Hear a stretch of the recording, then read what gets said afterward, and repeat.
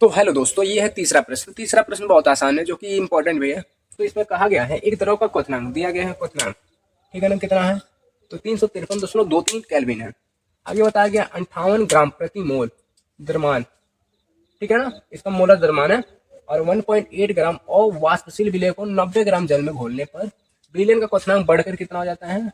354.11 kelvin हो जाता है, बढ़ जाता है। तो क्वथनांक द्रव के लिए क्वथनांक उन्नयन स्थिरांक मतलब की ज्ञात कीजिए, ठीक है। तो क्वथनांक उन्नयन स्थिरांक मतलब क्वथनांक उन्नयन का फार्मूला यहाँ लगे। तो देखिए इसमें क्या क्या दिया है। पहले हम लिखेंगे हल। अब दिया है, इसको लिख लेते हैं। दिया है, सबसे पहले दिया है क्वथनांक। जो क्वथनांक होता है उसको दिखाते हैं टीबी नॉट से, जो शुद्ध होता है। कितना है? 353.23 केल्विन, ठीक है। उसके बाद इसका मोलर द्रव्यमान दिया है। मोलर द्रव्यमान को दिखाते हैं एम से। कितना दिया है? 58 ग्राम दिया, ठीक है, ग्राम प्रति मोल दिया, ठीक है। आगे इतने ग्राम और वाष्पशील विलेय को मतलब यहाँ पर डब्ल्यू भी दे दिया है, और 1.8 ग्राम, ठीक। अब आगे 90 ग्राम जल में घोला गया है, मतलब कैपिटल डब्ल्यू भी दिया है, 90 ग्राम जल में घोला गया है, ठीक। और बाद में इसका क्वथनांक बढ़कर मतलब टीवी बिलियन का क्वथनांक कितना होता है? 354.11 केल्विन हो जाता है। तो हमको क्या निकालना है? क्वथनांक उन्नयन स्थिरांक ज्ञात के भी निकालना हमको, ठीक है। हाँ, तो के भी निकालना। तो सबसे पहले देखिए ध्यान से, हम निकालेंगे क्वथनांक में उन्नयन कितना हुआ है, ठीक है, मतलब डेल्टा टीवी। डेल्टा टीवी क्या होता है? तो क्वथनांक में कितनी वृद्धि हुई है, क्वथनांक में कितना उन्नयन हुआ, इसको निकालते हैं, ठीक है। कैसा निकलता है? तो शुद्ध विलयन का क्वथनांक क्या करते हैं? विलयन में से माइनस कर देते हैं। जो शुद्ध विलयन का क्वथनांक है उसको विलयन में से माइनस करते हैं, क्योंकि विलयन का क्वथनांक बढ़ जाता है, ठीक। तो देखिए विलयन का कितना दिया है, तो विलयन का दिया है 354.1 माइनस, ठीक है। और बिलाई का कितना दिया है? 353.23। अब इसको माइनस कर देते हैं, देखते हैं कितना आता है।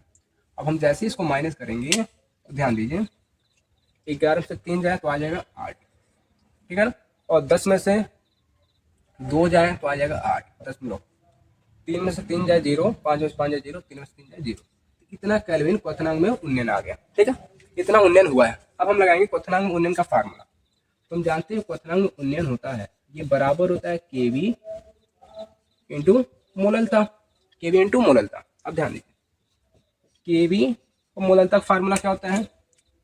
मोललता का फार्मूला होता है दिया गया भार बटे अणुभार इंटू 1000 अपॉन विलायक का द्रव्यमान, ठीक है ना, ये होता है फार्मूला। तो ध्यान दीजिए, हमको केवी निकालना है। तो सबको हम पंचांतर कर देते हैं। तो केवी इक्वल टू आ जाएगा डेल्टा टीवी इंटू ये वाला एम इंटू डब्ल्यू अपॉन ये नीचे आएगा स्मॉल डब्ल्यू इंटू 1000।